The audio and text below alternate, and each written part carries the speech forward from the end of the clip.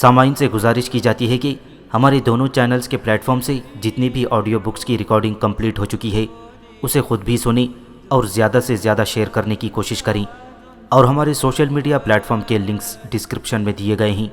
ہمیں سبسکرائب اور فالو ضرور کریں تاکہ آپ کو ضروری اپڈیٹس ملتے رہیں، اور ہماری ٹیم کی فنانشیل سپورٹ کے لیے پیٹریون کے لنک ضرور چیک کریں۔ جزاک اللہ۔ بسم اللہ الرحمن الرحیم۔ ابلیکا، صدیوں کے سکوت میں لپٹی ایک حسین داستان۔ مصنف اسلم راہی MA۔ ایپیسوڈ 30۔ ایک روز جب کہ عارب، یافان اور بیوسا بیٹھے باتیں کر رہے تھے، نبیتا باہر سے آئی اور عارب کو مخاطب کر کے اس نے کہا، اے میرے بھائی، وہ دیوداسی جس کا نام پریا ہے اور جو یوناف کی حفاظت پر مامور ہے، میں اس کی طرف سے کچھ مشکوک ہوں۔ میں دیکھتی ہوں کہ جس جگہ ہم نے ابلیکا کا برتن پیپل کے جڑوں کے پاس دفن کیا ہے، عین اس کے برتن کے اوپر وہ ایک پودے کو روزانہ پانی دیتی ہے۔ وہ ایک پھول دینے والا پودا ہے، اور پانی دے کر بھی میں نے اکثر اسے پودے کے پاس اسی انداز میں کھڑے دیکھا ہے جیسے وہ کسی کا انتظار کر رہی ہو۔ میں ڈرتی ہوں کہیں پریا کو ابلیکا کے راز کا علم نہ ہو جائے، اور اگر ایسا ہو گیا تو تم جانو ہمارے لیے ناموافق حالات کے طوفان اٹھ کھڑے ہوں گے۔ میرا دل کہتا ہے کہ ہمیں فوراً پریا کا خاتمہ کر دینا چاہیے۔ عارب نے خفگی کا اظہار کرتے ہوئے کہا، تم احمق اور بے وقوف ہو نبیتا۔ پریا کوئی عام دیوداسی نہیں ہے، بلکہ بھارت شہر کے بادشاہ سورداس کی بیٹی ہے۔ اگر کوئی ایسی صورتحال پیدا ہو بھی جائے کہ اسے ختم کیے بغیر کوئی چارہ نہ رہے، تب بھی اسے بڑے طریقے اور ڈھنگ سے ختم کیا جائے گا۔ فی الوقت پریا پر ہاتھ ڈالنا مناسب نہیں ہے۔ ایسا کرتے ہیں کہ آج سے اس کی نگرانی شروع کر دیتے ہیں اور جاننے کی کوشش کرتے ہیں کہ ابلیکا کے برتن کے اوپر جو جنگلی پھولوں کا پودا اگ گیا ہے اسے پانی دینے کا راز کیا ہے۔ آخر ایسے پودے ارد گرد اور بھی تو ہیں، پریا ان دوسرے پودوں کو کیوں پانی نہیں دیتی؟ شاید اسی طرح ہمارے ہاتھ کوئی ایسا راز لگ جائے جس سے ہماری کوئی بہتری ہو سکے۔ نبیتا نے کہا، ایک اور بات بھی ہے۔ اس بار بیوسا نے قدرے پریشانی سے پوچھا، وہ کیا ہے؟ نبیتا نے کہا، پریا وہاں کھڑے ہو کر اس پودے کے ساتھ اکثر باتیں کرتی ہے۔ اس وقت بھی پیپل تلے کھڑی اس پودے سے باتیں کر رہی ہے۔ اس موقع پر یافان حرکت میں آیا۔ وہ اپنی پشت پر ٹہری ہوئی نیلی دھند کی طرف متوجہ ہوا اور تحکمانہ انداز میں اس نے کہا، تم میں سے کوئی ایک جائے اور مندر کے باہر سے پیپل تلے کھڑی پریا کا حال جان کر آئے کہ وہ وہاں کیوں کھڑی رہتی ہے، پودے کو پانی کیوں دیتی ہے اور اس پودے سے کیسی گفتگو کرتی ہے۔ نیلی دھند سے غبار کی صورت میں ایک حصہ علیحدہ ہوا اور برق کی سی تیزی سے مندر سے باہر نکل گیا۔ تھوڑی دیر بعد وہ غبار نما حصہ لوٹ آیا اور مدھم مگر بھاری آواز میں اس نے یافان سے کہا، اے میرے آقا، پریا نام کی دیوداسی کی پوری اصلیت واضح ہو گئی ہے۔ اصل میں پیپل کے جڑوں کے پاس جنگلی پھولوں کا پودا ہے۔ اس کی جڑیں زمین میں مٹی کے اندر اس برتن کے اندر تک گئی ہوئی ہیں جس میں ابلیکا قید ہے۔ گزشتہ دنوں میں عین جاڑے اور خزاں کے موسم میں اس پودے پر ایک پھول آ گیا تھا۔ اس پھول کے ذریعے ابلیکا نے پریا سے گفتگو کی تھی۔ وہ یوناف کے نام اسے کوئی پیغام دینا چاہتی تھی۔ پریا اس آواز کو سن کر پہلے تو خوف زدہ ہو گئی، پر بعد میں اسے پتہ چلا کہ آواز پھول سے ہی آ رہی تھی اور وہ آواز یوناف کی بہتری کے لیے کچھ کہنا چاہتی تھی۔ یہاں ایک اور انوکھا انکشاف ہوا ہے کہ پریا دیوانگی کی حد تک یوناف سے محبت کرتی ہے، لیکن اس سے ایک حماقت یہ ہوئی کہ جب پھول میں سے ابلیکا کی آواز بہت مدھم آ رہی تھی تو اس آواز کو صاف سننے کے لیے پریا نے وہ پھول توڑ کر کان سے لگا لیا۔ تب آواز آنا بند ہو گئی کیونکہ پھول کا تعلق پودے سے ختم ہو گیا تھا۔ ایسا ہونے پر پریا بڑا پچھتائی تھی۔ یافان نے درمیان میں بولتے ہوئے کہا، لیکن اب جب کہ وہ اس پودے سے پھول توڑ چکی ہے تو اب وہ اس سے کیا چاہتی ہے؟ نیلی دھند میں سے آواز آئی، اب وہ بڑی باقاعدگی اور چاہت کے ساتھ اس پودے کو پانی دیتی ہے اور امید رکھتی ہے کہ بہار کے موسم میں جب اس پودے پر پھر پھول اگائیں گے تو شاید ان پھولوں کے ذریعے ابلیکا اسے پھر وہ پیغام دے جو وہ یوناف کے نام دینا چاہتی ہے۔ پریا جب اس پودے کو پانی دینے آتی ہے تو روز اس سے گفتگو کرتی ہے اور اسے یاد دلاتی ہے کہ کیسے اس کے ایک پھول نے ابلیکا کے نام سے اس سے گفتگو کی تھی اور یوناف کے نام پیغام دینا چاہا تھا کہ اس نے حماقت کی اور پھول توڑ لیا تھا۔ پریا کی ان باتوں سے ایک انجان آدمی بھی ماضی اور مستقبل کی اس کہانی کو مکمل طور پر سمجھ سکتا ہے۔ یافان نے نیلی دھن سے کہا، بس تم پریا پر نظر رکھو، جب کوئی غیر معمولی صورتحال پیش آئی تو ہمیں فوراً خبر کر دو، اور روزانہ جو گفتگو وہ اس پودے سے کرتی ہے اس کی اطلاع ہمیں روز کے روز دیتے رہو۔ پھر وہ چاروں روز مرہ کے کاموں میں مصروف ہو گئے۔ بڑی جان فشانی کے ساتھ پریا اس جنگلی پودے کی حفاظت، دیکھ بھال اور آب پاشی کرتی رہی، یہاں تک کہ جاڑا تمام ہوا اور اس پودے پر بہار کے موسم کا پہلا پھول کھلا۔ جس صبح وہ پھول کھلا، اس روز جب پریا اس پودے کو پانی دینے گئی تو اس میں سے اسے شہد بھری میٹھی آواز سنائی دی، اے مہربان و حسین پریا، میں ابلیکا تم سے مخاطب ہوں، وہی ابلیکا جو گزشتہ جاڑے میں تم سے مخاطب ہوئی تھی۔ آہ، تم نے کیا ظلم کیا تھا کہ وہ پھول توڑ دیا تھا، اور جو کچھ میں تم سے کہنا چاہتی تھی وہ نہ کہہ سکی۔ پر اے مہربان پریا، اس بار تو غور سے میری بات کو سن اور ایک مہربانی کرنا کہ گزشتہ مرتبہ کی طرح اس پھول کو نہ توڑ لینا جس کے ذریعے سے میں تم سے مخاطب ہوں، ورنہ مجھے ایک مرتبہ پھر ایک طویل انتظار کرنا پڑے گا۔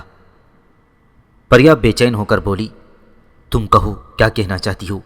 میں اسی دن کا تو بے چینی سے انتظار کرتی رہی ہوں۔ پھول توڑ کر مجھے اپنی حماقت کا احساس ہو گیا تھا۔ اے پر اسرار ابلیکا، تم مطمئن رہو، اس بار میں پھول توڑنے کی حماقت نہ کروں گی۔ تم کہو کیا کہنا چاہتی ہو؟ ابلیکا نے پھر اپنی میٹھی آواز میں کہا، دیکھ پریا، یہ پیغام میں تمہیں اس لیے دینا چاہتی ہوں کہ تم سے مجھے یوناف کی خوشبو آتی ہے۔ کیا تم کسی ایسے خوبصورت و توانا جوان کو جانتی ہو جس کا نام یوناف ہو اور وہ مافوق الفطرت قوتوں کا مالک ہو؟ پریا نے دکھی آواز میں کہا، ہاں میں اسے جانتی ہوں اور دل کی گہرائیوں سے پسند کرتی ہوں، پر اے پر اسرار ابلیکا، وہ پر اسرار قوتوں کا مالک تو نہیں ہے، بلکہ کچھ لوگوں نے جن کا نام عارب، یافان، بیوسا اور نبیتا ہیں اسے پنجرے میں بند کر رکھا ہے، اور یہ پنجرہ اس مندر کے سامنے پڑا ہے جو دریائے سرسوتی کے کنارے ہے۔ میں اس مندر کی دیوداسی ہوں، جہاں اس وقت کھڑی میں تم سے باتیں کر رہی ہوں اس سے چند قدم کے فاصلے پر ہی یہ مندر ہے۔ دیکھ ابلیکا، ایسا ہے کہ دور و نزدیک کے لوگ یوناف کو پتھر مارنے آتے ہیں، اور جو بھی اسے پتھر مارتا ہے وہ عارب، یافان، بیوسا اور نبیتا میں سے کسی سے بھی اپنی کوئی خواہش اور ضرورت کہتا ہے تو وہ اسے فوراً پورا کر دیتے ہیں۔ اس طرح ان چاروں نے یوناف کو ایک دکھ اور اذیت میں مبتلا کر دیا ہے۔ ابلیکا کی دکھ بھری اور مغموم آواز سنائی دی، آہ میری اور یوناف کی بدقسمتی، اس کا مطلب ہے انہوں نے یوناف پر قابو پا کر اسے ذلت اور عقوبت میں مبتلا کر دیا ہے۔ ایسا انہوں نے یقیناً عزازیل کی مدد سے کیا ہوگا۔ اے حسین پریا، کیا تم میرا ایک کام کرو گی؟ پریا نے کہا، جو کچھ کہنا ہے جلدی کہہ ڈالو ابلیکا، ایسا نہ ہو کوئی آ جائے اور سارا کام چوپٹ ہو جائے۔ ابلیکا نے جواب میں کہا، سنو پریا، مجھے شیطان یعنی ابلیس نے مجبور کر رکھا ہے۔ اس پیپل کی ان جڑوں کے پاس مٹی اور بنولوں سے بھرا ہوا ایک برتن دفن ہے۔ مٹی میں مل کر اس برتن کے بنولے بھی اب مٹی ہو چکے ہیں۔ دیکھ پریا، میں ایک روح ہوں اور یوناف کی مددگار ہوں، ہر مشکل گھڑی میں اس کے کام آتی رہی ہوں۔ تم ایسا کرنا کہ یوناف کے پاس جانا اور اسے کہنا کہ اس جگہ کو کھود کر یہ برتن نکال لے جس کے اندر میں قید ہوں، اور اگر وہ اس برتن کی مٹی کو نکال کر بکھیر دی تو میں آزاد ہو جاؤں گی۔ پریا نے شکایت بھرے انداز میں کہا، لیکن پچھلی بار جب تم نے مجھ سے گفتگو کی تھی تو میں نے یوناف سے جا کر پوچھا تھا کہ کیا وہ کسی ابلیکا کو جانتا ہے، تو اس نے اجنبیوں کی طرح صاف انکار کر دیا تھا کہ وہ کسی ابلیکا کو نہیں جانتا۔ ابلیکا کی دکھ بھری آواز سنائی دی، آہ، لگتا ہے ان ظالموں نے یوناف کی ساری یادیں مٹا کر اس کے سارے علوم اور سری قوتوں کو محو کر دیا ہے۔ دیکھ مہربان پریا، تو یوناف کے پاس جا اور سن، اس کے گلے میں چمڑے کا ایک ٹکڑا لٹک رہا ہے، اس ٹکڑے کے اندر کی طرف ایک تحریر کندہ ہے۔ یوناف سے کہنا کہ وہ اس تحریر کو پڑھے۔ جب وہ ایسا کرے گا تو اس کی ساری کھوئی ہوئی توانائیاں اور سری قوتیں لوٹ آئیں گی۔ پھر عارب، یافان، بیوسا اور نبیتا مل کر بھی اسے پنجرے میں بند نہ کر سکیں گے، بلکہ خود یوناف اس حالت میں ہوگا کہ ان سب کو پنجرے میں بند کر کے مجبور و بے بس کر دے۔ اب تم جاؤ پریا، یوناف کو میرا پیغام دے دو اور اسے بتانا کہ میں یہاں قید ہوں۔ ایسا نہ ہو کہ تم اسے کہنا بھول جاؤ اور وہ مجھے تلاش کرتا پھرے اور ڈھونڈتا رہے۔ پریا نے خوش ہوتے ہوئے کہا، اے پراسرار ابلیکا، تو نے کیا خوب انکشاف کیا ہے۔ میں بڑی بے چینی سے اس لمحے کا انتظار کروں گی جب یوناف چمڑے کے ٹکڑے کی تحریر پڑھ کر اپنی کھوئی ہوئی سری قوتیں حاصل کر لے گا۔ اب تو عارب، بیوسا، نبیتا اور یافان کے کہنے پر لوگ اسے پتھر مارتے ہیں، لیکن میں اس وقت خوش ہوں گی جب یہ چاروں یوناف کے سامنے بے بس ہوں گے اور لوگ ان چاروں کو پتھر مار رہے ہوں گے۔ وہ بھی کیا سما ہوگا۔ ابلیکا نے کہا، اے حسین پریا، میں تم سے یہ وعدہ کرتی ہوں کہ میں تم سے یہ مندر چھڑوا دوں گی اور تمہاری شادی یوناف سے کرا دوں گی۔ پریا نے خوشی سے جھوم کر کہا، میں ابھی جا کر یوناف سے سارے احوال کہتی ہوں۔ اس کے ساتھ ہی وہ وہاں سے ہٹی اور تیزی سے بھاگتی ہوئی مندر میں داخل ہو گئی۔ عارب، یافان، بیوسا اور نبیتا اکٹھے بیٹھے تھے کہ نیلی دھند کی قوتوں میں سے ایک غبار آلود ہیولے کی شکل میں ان چاروں کے پاس آئی اور یافان سے کہا، اے میرے آقا، پریا کی کہانی تمام ہوئی۔ اس پودے پر آج ایک پھول آیا ہے اور اس پھول کے ذریعے مخاطب ہو کر ابلیکا نے پریا کو بتایا ہے کہ وہ یوناف کے پاس جائے اور اسے بتائی کہ اس کے گلے میں جو چمڑے کا ٹکڑا لٹک رہا ہے اس پر ایسی تحریر کندہ ہے جسے پڑھ کر اس کی ساری توانائیاں اور پراسرار قوتیں اسے واپس مل سکتی ہیں۔ ابلیکا نے پریا سے یہ بھی کہا ہے کہ جب یوناف کو اس کی ساری قوتیں مل جائیں گی تو اسے کہنا کہ پیپل کی ان جڑوں کے پاس کھدائی کر کے اس برتن کو نکال لے جس میں وہ ابھی بند ہے، اور اگر وہ اس برتن کی مٹی کو بکھیر دے تو وہ آزاد ہو جائے گی۔ عارب اٹھ کھڑا ہوا اور بے چین ہو کر اس نے پوچھا، پریا اب کہاں ہے؟ اس قوت نے کہا، وہ اس وقت مندر میں گئی ہے، وہاں سے اس نے کوئی چیز لینی ہے، اس کے بعد وہ شاید یوناف کی طرف جائے گی۔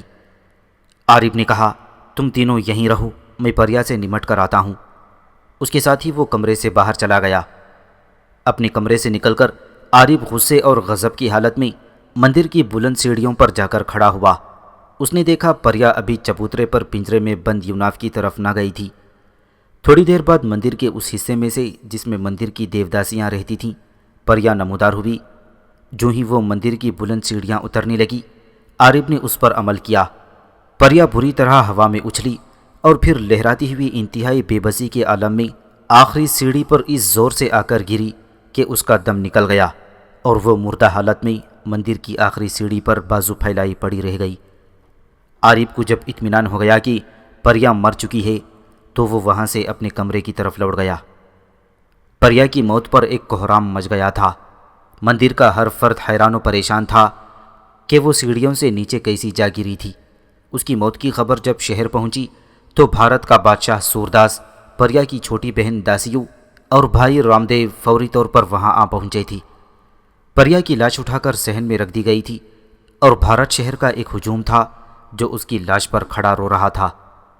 جس وقت داسیو، اینما اور رام دیو اپنی بہن پریا کی لاش سے لپٹ کر رو رہے تھے کہ ایک دیوداسی وہاں آئی اور اس نے داسیو کے کان میں کچھ کہا۔ داسیو نے فوراً آنسو پوچھے اور اٹھ کر اس کے ساتھ ہو لی۔ اینما اور رام دیو بھی اس کے ساتھ تھے۔ دیوداسی ان کو پریا کے کمرے میں لے گئی۔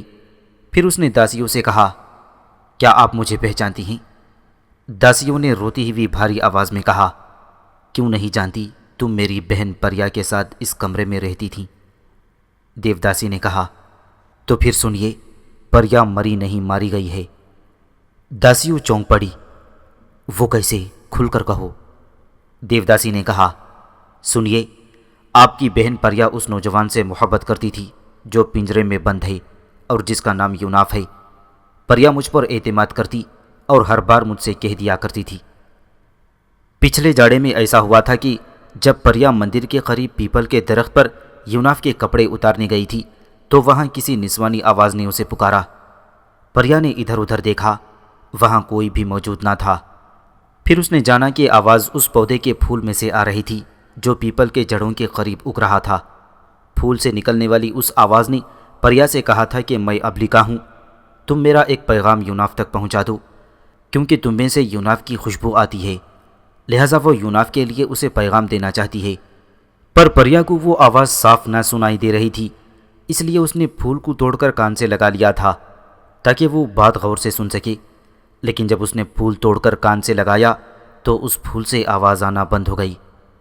پھر پریا بڑی جان فشانی سے اس پودے کی خدمت کر رہی تھی اور اسے پانی دیتی رہی، یہاں تک کہ آج صبح اس پودے پر ایک پھول آیا اور اس میں سے آواز آئی، میں ابلیکا ہوں اور ایک روح ہوں جسے ابلیس نے قابو اور محصور کر کے وہاں دفن کر دیا ہے۔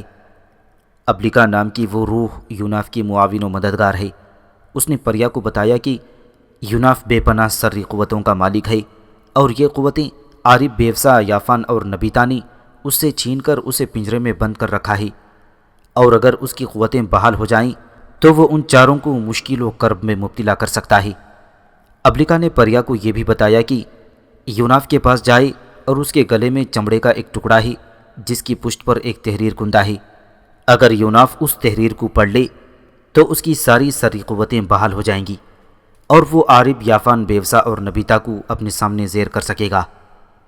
پر پریا بیچاری یہ باتیں جان کر بھاگی بھاگی میرے پاس آئی اور اس نے یہ سب باتیں مجھ سے کہہ دی، کیونکہ اس کا مجھ سے کوئی بھید چھپا نہیں رہتا تھا، اور جب سے اس پھول کا واقعہ ہوا تھا وہ سب باتیں مجھ سے کہہ دیا کرتی تھی۔ پریا کا ارادہ تھا کہ جب یوناف اس تحریر کو پڑھ کر ان چاروں کی غلامی سے آزادی حاصل کر لے گا تو وہ اس سے شادی کر لے گی۔ ساری باتیں مجھ سے کہنے کے بعد وہ یوناف کے پنجرے کی طرف بھاگی تاکہ اس پھول کے سارے احوال اس سے جا کر کہہ سکے۔ پھر اے داسیو، میں نے دیکھا پریا بھاگتی ہوئی جا رہی تھی اور عارب اس وقت سیڑھیوں کے پاس کھڑا ہوا تھا۔ جو ہی وہ سیڑھیاں اترنے لگی، عارب نے نہ جانے اس پر کیا عمل کیا کہ وہ انتہائی بے بسی کے عالم میں بری طرح اچھلی، فضا میں بلند ہوئی اور آخری سیڑھی پر گرتے ہی اس نے دم توڑ دیا۔ عارب نے جب دیکھا کہ پریا مر گئی ہے تو وہ اپنے کمرے کی طرف چلا گیا۔ میں یہ سارا منظر اپنے کمرے سے دیکھ رہی تھی۔ پریا کی حالت دیکھ کر میں چیخنے چلانے لگی۔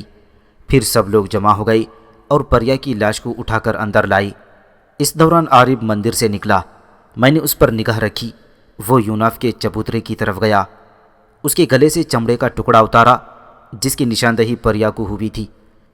اس کے بعد وہ ظالم آدمی پیپل کے درخت کے پاس گیا اور اس پودے کو ہی اکھاڑ لے گیا جس کے پھول نے حیرت انگیز طور پر پریا پر یہ سارے انکشافات کیے تھے۔ صد افسوس، پریا کیسی محنت سے اس پودے کی دیکھ بھال کرتی تھی۔ داسیوں کا رنگ غصے میں سرخ انگار ہو گیا تھا۔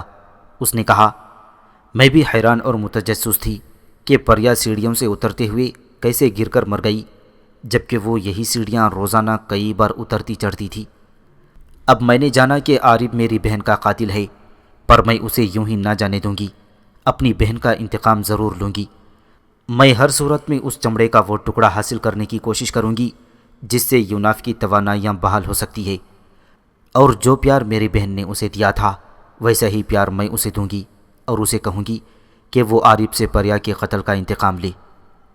پھر داسیو اپنی چھوٹی بہن اینما اور بھائی رام دیو کی طرف جھکی اور بڑی محبت اور شفقت سے اس نے ان دونوں سے کہا، اے میرے عزیز بھائی اور بہن، دیکھو اس بات کا ذکر کسی اور سے نہ کرنا، حتیٰ کہ اپنے باپ سے بھی نہ کہنا۔ اینما جو شکل و صورت اور جسمانی ساخت میں بالکل پریا جیسی ہی تھی، اس نے جواب میں کہا، اے میری بڑی بہن، ہماری ماں مر چکی ہے، آپ ہماری بڑی بہن ہیں، بلکہ ایک طرح سے ماں کی جگہ ہیں۔ اس راز کو ہم دونوں بھائی بہن راز ہی رکھیں گے۔ ہماری خواہش ہوگی کہ یوناف ان لوگوں سے نجات حاصل کر کے ان سے ہماری عزیز بہن پریا کا انتقام لے۔ کاش اس وقت ہمارا کوئی جوان بڑا بھائی ہوتا تو وہ کیوں نہ اپنی مرنے والی بہن کا انتقام لیتا۔ داسیوں نے اس بار دیوداسی سے کہا، اے میری مرنے والی بہن کی مخلص ساتھی، دیکھ جو باتیں یہاں ہوئی ہیں تو بھی ان کا ذکر کسی سے نہ کرنا۔ چند دن گزرنے کے بعد میں اس مندر میں باقاعدہ سے آنا شروع کروں گی اور اپنی خوبصورتی اور حسن کو عارب پر آزماؤں گی، پھر اسے اپنی طرف اٹل کر کے اس سے چمڑے کا ٹکڑا حاصل کرنے کی کوشش کروں گی جو اس نے یوناف کے گلے سے اتار لیا ہے، اور یوناف کو آزاد کرانے کے بعد عارب کے لیے عذاب بن جاؤں گی۔ داسیو خاموش ہو گئی کیونکہ پریا کی لاش محل لے جانے کے لیے اٹھائی جا رہی تھی۔ پھر وہ اپنے بھائی اور بہن کے ساتھ اس طرف چلی گئی۔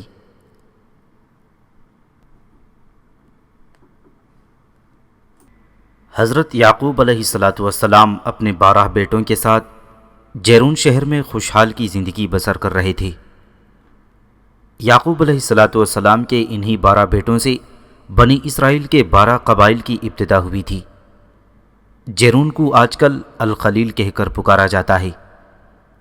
آپ کے ریوڑ تھے جنہیں آپ کے 10 بیٹے ارض کنعان میں چرایا کرتے تھے۔ باقی 2 بیٹے یوسف علیہ السلام اور بنیامین ان کے پاس گھر پر رہتے تھے، کیونکہ حضرت یعقوب علیہ السلام ان سے بے پناہ محبت کرتے تھے اور کسی بھی لمحہ ان کو اپنے سے علیحدہ اور نظروں سے دور نہ ہونے دیتے تھے۔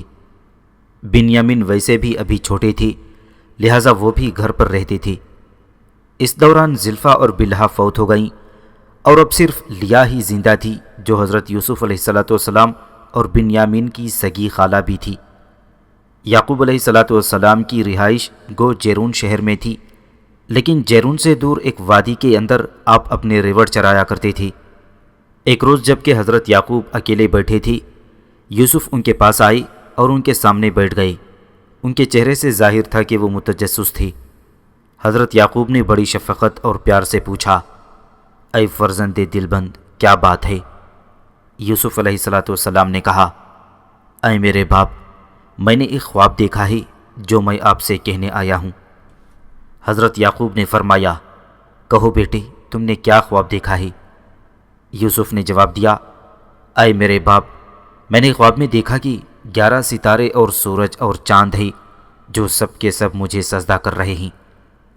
حضرت یعقوب نے چند ثانیوں کی سوچ بچار کے بعد کہا، اے فرزند عزیز، تمہارا یہ خواب ظاہر کرتا ہے کہ میرا رب تمہیں کوئی اعلیٰ مقام عطا کرے گا۔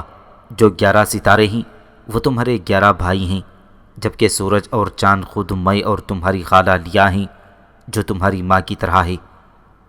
دیکھ میرے بچے، اس خواب میں تیری عظمت و تکریم پنہا ہے۔ یہ خواب اپنے بھائیوں سے مت کہنا، ایسا نہ ہو کہ وہ یہ خواب سن کر تیری عظمت و شان سے جل کر تجھے ہلاک کرنے کی کوئی تدبیر کریں، کیونکہ یہ شیطان انسان کا کھلا دشمن ہے۔ وہ دنیاوی جاہ و جلال کی خاطر انسان کو ایسا ہی کاموں میں ڈال دیتا ہے۔ دیکھ میرے بچے، ایک خواب میں نے بھی دیکھا ہے، اس لیے میں تمہاری طرف سے بڑا فکر مند رہتا ہوں۔ حضرت یوسف نے بےتابی سے پوچھا، آپ نے کیا خواب دیکھا ہے؟ حضرت یعقوب چند ثانیوں تک تفکرات میں غرق رہے، پھر بولے، اے میرے بچے، میں نے خواب میں دیکھا کہ میں ایک بلند پہاڑ کے اوپر کھڑا ہوں اور تم اس پہاڑ کے نیچے ہو۔ پھر وہاں وادی میں 10 بھیڑیے نمودار ہوئے اور تم پر حملہ آور ہونا چاہا، پر ان 10 میں سے ایک بھیڑیے نے مداخلت کر کے تمہیں بچا لیا۔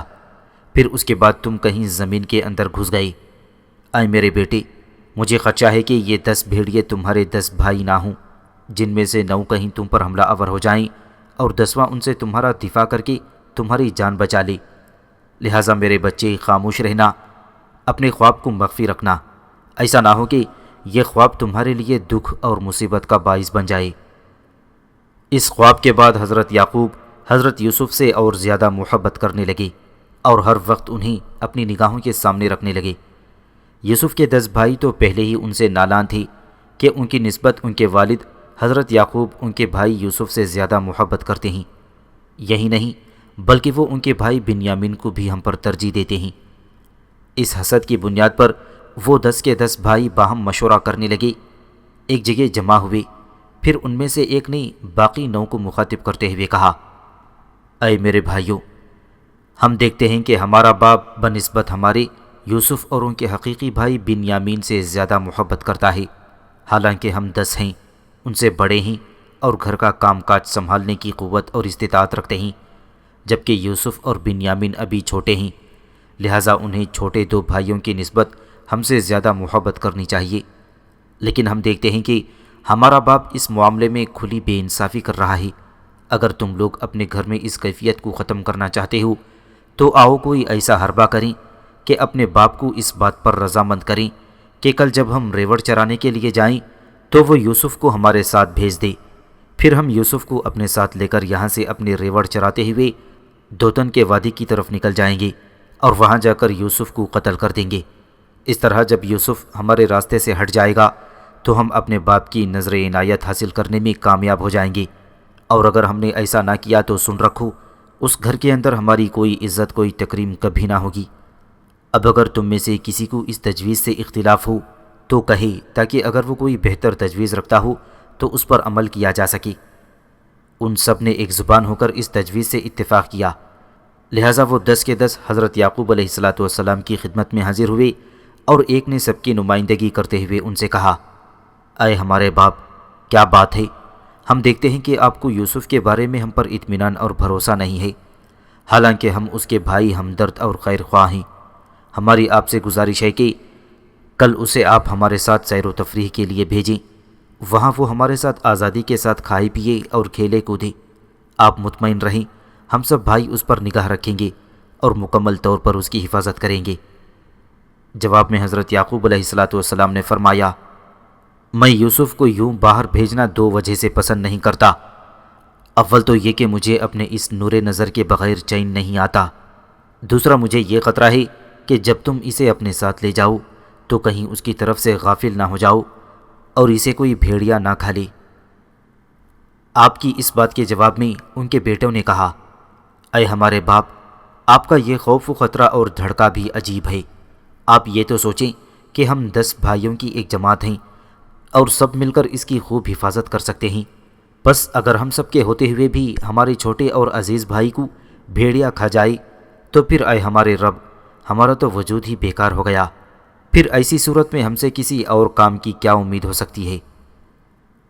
حضرت یوسف کے بھائیوں کو 11 ستاروں، سورج اور چاند والے خواب کا علم ہو چکا تھا، اور وہ نہیں چاہتے تھے کہ اس کی تعبیر پوری ہو، اس لیے سب نے مل کر پورا زور لگایا کہ حضرت یعقوب کسی بھی طرح یوسف کو ان کے ساتھ بھیج دیں۔ حضرت یعقوب علیہ السلام نے اپنی پیغمبری شان کے تحت اپنے بیٹوں کے سامنے اس بات کو نہ کھولا کہ مجھے یوسف کے لیے اصل خطرہ تم ہی لوگوں کی طرف سے ہے، اور وہ اس لیے کہ اول تو ان کے 10 بیٹوں کی دل شکنی ہوتی، اور دوسری ان کے ایسا اعلانیہ کہہ دینے سے ممکن تھا کہ دلوں میں دشمنی اور بڑھ جاتی، اور اگر وہ اس وقت چھوڑ بھی دیتے تو بعد میں کسی اور بہانے سے ضرور یوسف کو قتل کر دیتے۔ لہٰذا حضرت یعقوب نے ان کو اجازت دے دی کہ کل وہ حضرت یوسف کو ساتھ لے جائیں۔ تاہم اپنی تسلی اور اطمینان کے لیے اپنے بڑے بیٹے روبن سے کہا، اے میرے بیٹے، میں یوسف کو خصوصیت سے تیری نگرانی اور حفاظت میں دوں گا، تو ہر طرح سے اس کے آرام اور سکون کا خیال رکھنا، اس کی بھوک پیاس اور دوسری ضرورتوں کی پوری طرح سے خبرگیری کرنا، اور میرے بیٹے واپس لوٹنے میں دیر نہ کرنا اور یوسف کو لے کر جلد آ جانا۔ اس موقع پر حضرت یوسف علیہ السلام بھی موجود تھی اور وہ یہ ساری گفتگو سن رہی تھی۔ بہرحال روبن نے یعقوب سے یوسف کی حفاظت کا پختہ عہد کر لیا تھا۔ دوسرے روز جب سارے بھائی حضرت یوسف کو لے کر اور اپنے ریوڑ کو ہانکتے ہوئے گھر سے روانہ ہوئے تو حضرت یعقوب بھی یوسف کی خاطر گھر سے نکل کر تھوڑی دور ان کے ساتھ گئے۔ سب بھائی باری باری یوسف کو اپنے کندھوں پر اٹھا کر لے جا رہے تھے۔ جب وہ یعقوب کی نظروں سے اوجھل ہو گئے تو جس بھائی نے اس وقت یوسف کو کندھوں پر اٹھا رکھا تھا اس نے انہیں زور سے زمین پر پٹک دیا۔ بے بسی اور لاچارگی میں حضرت یوسف ان کے ساتھ پیدل چلنے لگے۔ کمسن ہونے کی وجہ سے جب یوسف علیہ السلام ان کا ساتھ دینے سے عاجز رہے تو ایک کے بعد دوسرے بھائی کی پناہ لینی شروع کی، لیکن کسی نے بھی ان کی مدد نہ کی، بلکہ طنز سے کہنے لگے کہ تو نے جو 11 ستاروں اور چاند سورج کو اپنے آگے سجدہ کرایا تھا، اب انہی کو پکار کہ وہ یہاں آ کر تیری مدد کریں۔ سب سے مایوس ہو کر حضرت یوسف روبن کے پاس آئے اور کہا، اے میرے بھائی، آپ میری کمسنی، کمزور اور اپنے والد ضعیف کے حال پر رحم کریں اور اپنے اس عہد کو یاد کریں جو مجھے ساتھ لانے کے سلسلے میں آپ نے اپنے باپ سے کیا تھا۔ آپ نے کتنی جلدی اس پیمان کو بھلا دیا۔ یوسف علیہ السلام کی یہ گفتگو سن کر روبن کو رحم آ گیا اور اس کا دل بھر آیا۔ اس نے یوسف علیہ السلام کو تسلی دی اور شفقت سے کہا، تم فکر مند نہ ہو، جب تک میں زندہ ہوں یہ سب تجھے کوئی تکلیف اور دکھ نہ پہنچا سکیں گے۔ اسی طرح یہ لوگ اپنے ریوڑ کو ہانکتے ہوئے دوتن کی طرف لے گئے۔ وہاں جا کر انہوں نے قصد کر لیا کہ حضرت یوسف کو قتل کر دیا جائے اور ان کی خون آلود قمیض اتاری جائے اور واپس جا کر حضرت یعقوب کو پیش کر دی جائے۔ ان سے جا کر یہ کہا جائے کہ ہم باہم دوڑنے کا مقابلہ کرنے لگے تھے اور یوسف کو ہم نے اپنے سامنے پاس بٹھا رکھا تھا، اسی دوران ایک بھیڑیا وہاں آ گیا اور یوسف کو کھا گیا۔ یوں یوسف کا بھی خاتمہ ہو جائے گا اور حضرت یعقوب کو بھی مطمئن کیا جا سکے گا۔ لیکن اس موقع پر خداوند تعالیٰ نے روبن کے دل میں رحم کی توفیق ڈال دی اور اس نے اپنے تمام بھائیوں کو مخاطب کر کے کہا، اے میرے بھائیوں، کسی بے گناہ کا قتل یاد رکھو جرم عظیم ہے۔ خدا سے ڈرو اور اپنے بھائی یوسف کو جس سلامتی کے ساتھ گھر سے لائے ہو ایسے ہی اسے واپس بھی لے جاؤ۔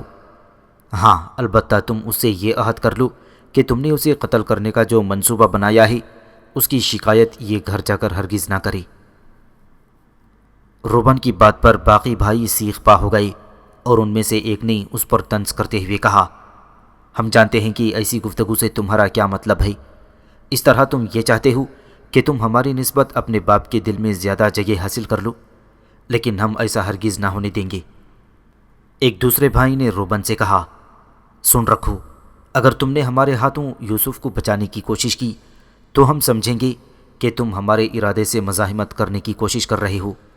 ایسی صورت میں ہم تمہیں بھی یوسف کے ساتھ ہی قتل کر دیں گے۔ روبن نے جب دیکھا کہ وہ اپنے 9 بھائیوں کے مقابلے میں اکیلا اور تنہا کچھ نہیں کر سکتا تو باپ سے کیے ہوئے وعدے کے مطابق حضرت یوسف کی حفاظت کرنا بھی ضروری ہے، تو اس نے انہیں ایک نیا مشورہ دیتے ہوئے کہا، سنو میرے بھائیوں، اگر تم یہی طے کر چکے ہو کہ یوسف کو ضائع کر دیا جائے تو پھر کوئی ضروری تو نہیں کہ اسے قتل ہی کر کے اپنی خواہش اور ارادوں کی تکمیل کی جائے۔ اس کے اور بھی ذرائع ہیں، سنو اور غور سے سنو۔ دوتن کی اس وادی میں ایک پرانا اور قدیم کنواں ہے جس کے پانی کو اب صرف مسافر ہی استعمال کرتے ہیں۔ میں نے وہ کنواں دیکھ رکھا ہے۔ اس کنویں میں بہت سے جھاڑ نکل آئے ہیں جن میں سانپ، بچھو اور طرح طرح کے موذی جانور رہتے ہیں۔ تم ایسا کرو کہ حضرت یوسف کو اس کنویں کے اندر ڈال دو۔ اگر اسے کسی سانپ نے ڈس کر اس کا کام تمام کر دیا تو تم لوگوں کی مراد پوری ہو جائے گی۔ اس طرح یوسف کا خاتمہ بھی ہو جائے گا اور تم اس کا خون بہانے کے جرم سے بھی بری ذمہ ہوگی۔ اور اگر اسے کسی موذی جانور نے نہ بھی ڈسا تو شاید ادھر سے گزرنے والا کوئی قافلہ جب پانی لینے کی غرض سے یہاں آئے گا تو اسے نکال کر اپنے ساتھ لے جائے گا۔ اس صورت میں بھی یوسف سے تمہاری جان چھوٹ جائے گی اور تم لوگوں کو اس کے خون سے ہاتھ رنگنے کی نوبت نہ آئے گی۔ تب سارے بھائی اس پر متفق ہو گئے کہ یوسف کو قتل نہ کیا جائے بلکہ اس کی قمیض اتار کر اسے کنویں میں گرا دیا جائے، پھر ایک میمنہ ذبح کر کے اس کا خون یوسف کی قمیض پر لگا کر یہ قمیض اپنے باپ یعقوب کو پیش کی جائے اور کہا جائے کہ یوسف کو بھیڑیا کھا گیا۔ تب انہوں نے یوسف کی قمیض اتار کر انہیں کنویں میں پھینک دیا اور اس کنویں کی نگرانی کرنے لگے، کیونکہ وہ اپنے ریوڑ چرانے کے لیے کئی روز گھر سے باہر رہا کرتے تھے، لہٰذا انہوں نے کنویں پر نگاہ رکھی کہ یوسف کا کیا حشر ہوتا ہے۔ جس وقت حضرت یوسف کو کنویں میں ڈالا گیا تو جبرائیل امین علیہ السلام حاضر ہوئے اور یوسف علیہ السلام کو 2 طرح کی وحی کی۔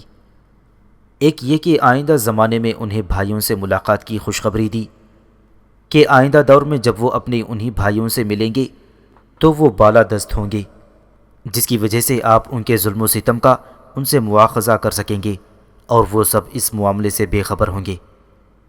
دوسری وحی یہ تھی کہ حضرت یوسف علیہ السلام کو اس کنویں سے سلامتی کے ساتھ نکالا جائے گا، اور ساتھ ہی جبرائیل امین نے حضرت ابراہیم علیہ السلام کو جنت سے ملنے والی وہ قمیض جو آپ کے بعد حضرت اسحاق علیہ السلام کو ملی اور ان سے حضرت یعقوب کو ملی تھی، اور انہوں نے اس قمیض کو برکت کی خاطر ایک نلکی میں بند کر کے یوسف کے گلے میں ڈال دیا تھا، تو جبرائیل امین علیہ السلام نے کنویں کے اندر اس نلکی میں سے وہ قمیض نکالی اور حضرت یوسف کو پہنا دی۔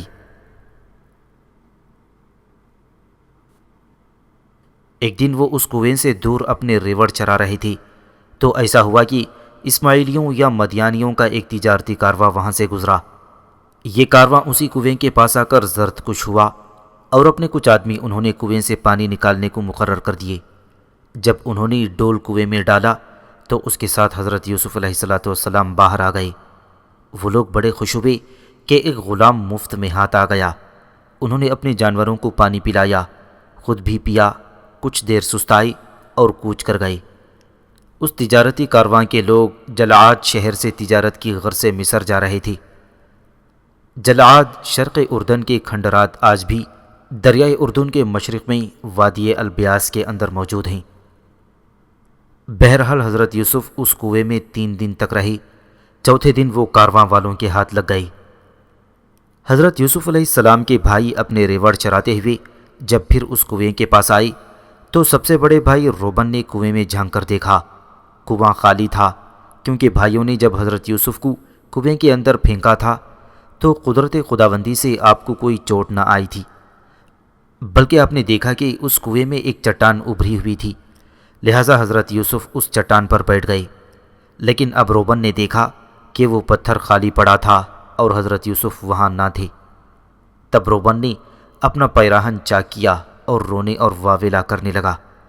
پھر اس نے اپنے دوسرے بھائیوں سے کہا، اے میرے بھائیوں، یوسف تو اس کنویں میں نہیں ہے، اب میں کہاں جاؤں گا اور اپنے باپ کو اس کے بارے میں کیا جواب دوں گا؟ پھر ان سب نے مل کر مشورہ کیا۔ ایک میمنہ انہوں نے ذبح کیا اور یوسف کی وہ قمیض جو کنویں میں ڈالنے سے پہلے انہوں نے اتاری تھی اسے خون میں ڈبو دیا اور اپنے ریوڑ ہانکتے ہوئے گھر کی طرف روانہ ہو گئے۔ رات کے قریب سارے بھائی روتے ہوئے اپنے گھر کے پاس آئے۔ ان کے رونے کی آوازیں سن کر حضرت یعقوب اور ان کی بیوی لیاہ باہر نکل آئی اور اپنے بیٹوں سے پوچھا، کیا تمہارے ریوڑ پر کسی نے حملہ کیا ہے اور یوسف کہاں ہیں؟ ان میں سے ایک نے کہا، اے ہمارے باپ، ہم نے آپس میں دوڑ لگائی اور یوسف کو اپنے سامان کے پاس چھوڑ دیا۔ اس دوران ایک بھیڑیا نمودار ہوا اور حملہ آور ہو کر یوسف کو کھا گیا۔ اے ہمارے باپ، ہم خواہ کتنے ہی سچے کیوں نہ ہو، آپ ہماری بات کا اعتبار اور یقین نہیں کریں گے۔ یہ دیکھیے، آپ کے اعتبار کی خاطر ہم اپنے بھائی کا خون آلود کرتا اپنے ساتھ لائے ہیں۔ ساتھ ہی انہوں نے یوسف کا خون آلود کرتا بھی پیش کر دیا جو میمنہ کے خون سے انہوں نے بھگو لیا تھا۔ حضرت یعقوب علیہ السلام نے یوسف کے اس کرتے کو غور سے دیکھا اور اپنے بیٹوں کا جھوٹ ان پر ثابت ہو گیا، کیونکہ کرتا کہیں سے پھٹا ہوا نہ تھا۔ وہ ایسا کرنا بھول گئی تھی کہ خون لگانے کے ساتھ ساتھ کرتے کو چیر پھاڑ دیتی تاکہ بھیڑیے کا کھانا ثابت ہوتا۔ حضرت یوسف علیہ السلام کے صحیح سالم کرتے کو دیکھ کر یعقوب علیہ السلام نے آہ بھر کر فرمایا، آہ میرے بیٹوں، بھیڑیا کیسا حکیم اور عقل مند تھا کہ یوسف کو اس نے اس طرح کھایا کہ اس کا کرتا کہیں سے بھی نہیں پھٹا۔ آہ، یہ بات تمہارے اپنے نفوس کی بنائی ہوئی ہے۔ اب میرے پاس اس کے علاوہ اور کوئی چارہ نہیں کہ میں اس پر صبر کروں اور جو کچھ تم کہتے ہو اس پر میں اپنے رب سے مدد مانگوں۔ اور یوسف علیہ السلام کے اس کرتے کو لے کر غمزدہ سے سر جھکائے گھر کے اندر چلے گئے۔ ادھر مدینی اور اسماعیلی قافلے کہ جس نے یوسف علیہ السلام کو دھوتن کے کنویں سے نکالا تھا، اس کے سردار کا نام مالک بن دعبر تھا۔ وہ اس تجارتی کارواں کے ساتھ یوسف کو مصر لے گیا۔ یہ لوگ مصر کے دارالحکومت ممفس شہر میں داخل ہوئے اور مالک بن دعبر نے یوسف کو غلاموں کی منڈی میں فروخت کے لیے پیش کر دیا۔ اتفاق سے اس وقت مصر کا وزیر خزانہ قطنیر وہاں سے گزرا۔ اس کے ساتھ نوتیفرا نام کا ایک شخص تھا جو ممفس کے اوشا نامی معبد کا پجاری تھا۔ قطنیر کی نگاہ یوسف پر پڑی تو اس نے اپنے ساتھی پجاری کو مخاطب کر کے کہا، اے فوتیفرا، اس بچے کی طرف دیکھ کہ کیسا حسین و پرکشش ہے۔ میں نے اپنی زندگی میں کم از کم ایسا حسین و جمیل لڑکا کبھی نہیں دیکھا۔ فوتیفرا نے یوسف کو دیکھا اور دیکھتا ہی رہ گیا۔ پھر وہ سنبھلا اور کہا، اے قطنیر، قسم مجھے را دیوتا کی، یہ خوبصورتی اور حسن مجھے انسانی نہیں لگتا۔ کاش میں یہ جان سکتا کہ یہ لڑکا کون ہے، کہاں سے آیا ہے، اس کے ماں باپ کون اور کہاں ہیں، اور اسے فروخت کرنے کے لیے غلاموں کے اس بازار میں کیوں لایا گیا ہے۔ قطنیر اور نوتیفرا دونوں آگے بڑھے اور قطنیر نے یوسف کے پاس کھڑے مالک بن دعبر کو مخاطب کر کے کہا، تمہارا نام کیا ہے؟ مالک بن دعبر نے غور سے اس کی طرف دیکھا اور کہا، میرا نام مالک بن دعبر ہے۔ قطنیر نے پھر سوال کیا، یہ لڑکا جو تم فروخت کرنے کے لیے اس بازار میں لائے ہو، یہ مجھے کوئی غلام نہیں لگتا۔ ایسا محسوس ہوتا ہے کہ اس کا تعلق کسی بڑے گھر سے ہو اور یہ کسی انتہائی شریف خاندان کا چشم و چراغ ہو جسے حالات کی گردش یہاں کھینچ لائی ہو۔ مجھے شبہ ہے تم اسے کہیں سے اغوا کر کے لائے ہو۔ مالک بن دابر نے کہا، یہ میرا غلام ہے اور میں اسے فروخت کرنے یہاں لایا ہوں۔ آپ نے لینا ہو تو لیں، ورنہ میں اسے کسی اور کے ہاتھ نکال دوں گا۔ میں نے تو اسے فروخت ہی کرنا ہے۔ اس دوران بہت سے لوگ وہاں جمع ہو گئے اور حضرت یوسف کو خریدنے کے لیے ان کی بولی لگانے لگے۔ غطفیر نے اپنے پجاری کی طرف دیکھا اور کہا، کچھ بھی ہو میں اسے ہر حالت میں خریدوں گا۔ میری کوئی اولاد نہیں، میں اسے اپنا بیٹا بنا کر رکھوں گا۔ سو غطفیر نے سب سے پہلے بولی دی اور حضرت یوسف کو خرید لیا۔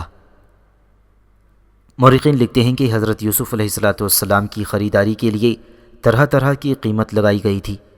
کسی نے آپ کے وزن کے برابر سونا، کسی نے مشک اور کسی نے ریشم دینے کی پیشکش کی، پر غطفیر خریدنے میں کامیاب ہو گیا۔ حضرت یوسف کو خرید کر غطفیر اپنے گھر کی طرف روانہ ہوا۔ راستے میں پجاری فوتی فرح علیحدہ ہو کر اپنے اون نام کے معبد کی طرف چلا گیا۔ غطفیر حضرت یوسف کے ساتھ اپنی شاندار حویلی میں داخل ہوا۔ اس کی بیوی رائل نے جو دیکھا کہ اس کا شوہر غطفیر ایک انتہائی خوبصورت اور حسین لڑکے کو ساتھ لایا ہے، تو وہ حویلی کے صحن میں آئی اور پوچھا، یہ لڑکا کون ہے جسے تم اپنے ساتھ لائے ہو؟ قرآن مقدس اور توریت میں اس کے نام کا کہیں ذکر نہیں۔ ہاں، یہودیوں کی ایک کتاب میں اسے زلیخا بھی کہا گیا ہے۔ غطفیر نے کہا، یہ لڑکا عبرانی ہے، اسے میں غلاموں کی منڈی سے خرید کر لایا ہوں، تو اس کا بہترین خیال رکھنا، رہنے کے لیے اسے عمدہ جگہ مہیا کرو، اسے عام غلاموں کی طرح نہ رکھنا، اس کی ہر ضرورت کا انتظام کرنا۔ یہ لڑکا ہمارے بڑے کام آئے گا اور اسے ہم اپنا بیٹا بنا لیں گے۔ مجھے امید ہے کہ اس سے متعلق میں نے جو قیافہ اور اندازہ لگایا ہے وہ غلط ثابت نہ ہوگا۔ غطفیر کی بیوی رائل جو خود بھی بے انتہا خوبصورت تھی، اس نے اپنے شوہر کی ان باتوں سے اتفاق کیا۔ پھر ان دونوں میاں بیوی نے حضرت یوسف کو اپنی حویلی کے سارے کمرے دکھائے۔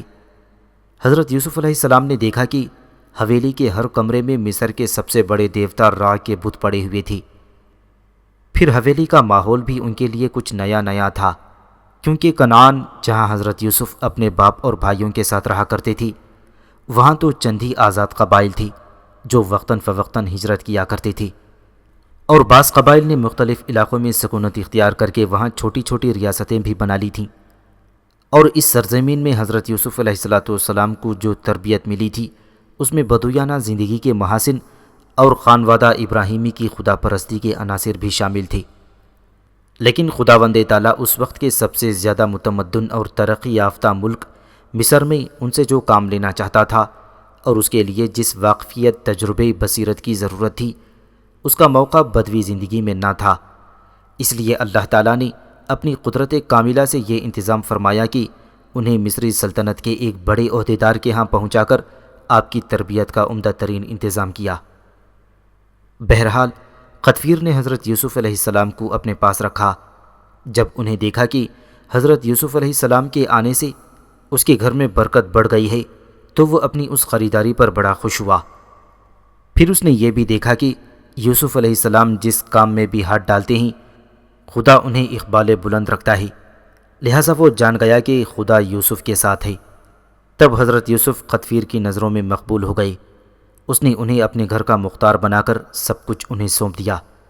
اس پر خدا نے غطفیر کے گھر میں یوسف کی خاطر اور زیادہ برکت رکھی، اور اس کی سب چیزوں میں جو گھر اور کھیت میں تھیں خدا کی طرف سے اور زیادہ برکت ہونے لگی۔ سو اس نے سب کچھ یوسف علیہ السلام کے ہاتھ میں دے دیا، اور سوائے اس روٹی کے جو وہ کھانا تھا، اس نے ہر چیز کی نگرانی ختم کر دی۔ اس طرح یوسف علیہ السلام غطفیر کے گھر ایک عمدہ ماحول میں پرورش پانے لگے۔ حضرت عبداللہ بن مسعود رضی اللہ تعالیٰ عنہ فرماتے ہیں کہ دنیا میں 3 آدمی انتہائی عقل مند اور قیافہ شناس ثابت ہوئے۔ ایک غطفیر کہ اس نے یوسف علیہ السلام کو خرید کر اپنے ہاں رکھا، دوسرے حضرت شعیب علیہ السلام کہ موسیٰ علیہ السلام کو اپنے ہاں رکھ کر اپنا داماد بنا لیا، اور تیسرے حضرت ابو بکر صدیق رضی اللہ تعالیٰ عنہ کہ اپنے بعد انہوں نے حضرت عمر رضی اللہ تعالیٰ عنہ کو خلیفہ بنایا۔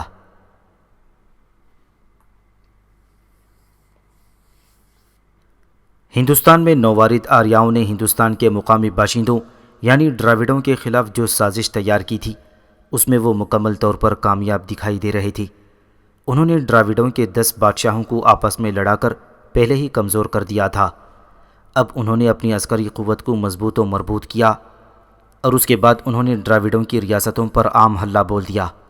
وہ موہنجداڑو، ہڑپا اور ڈراوڈوں کے دیگر بڑے شہروں کو تہس نہس اور زیر و زبر کرنے کے بعد پنجاب میں یلغار کرتے ہوئے بھارت کی ریاست تک جا پہنچے تھے۔ بادشاہوں اور وزیروں کو انہوں نے قتل کر دیا۔ بھارت کا بادشاہ سورداس بھی مارا گیا۔ مشرق کی طرف بھارت نام کی یہ آخری ریاست تھی جس پر آریاؤں نے قبضہ کر لیا۔ وقتی طور پر انہوں نے اپنی پیش قدمی کو یہیں پر روک لیا اور مزید آگے جانے سے پہلے وہ اپنی عسکری قوت کو اور مضبوط کرنا چاہتے تھے۔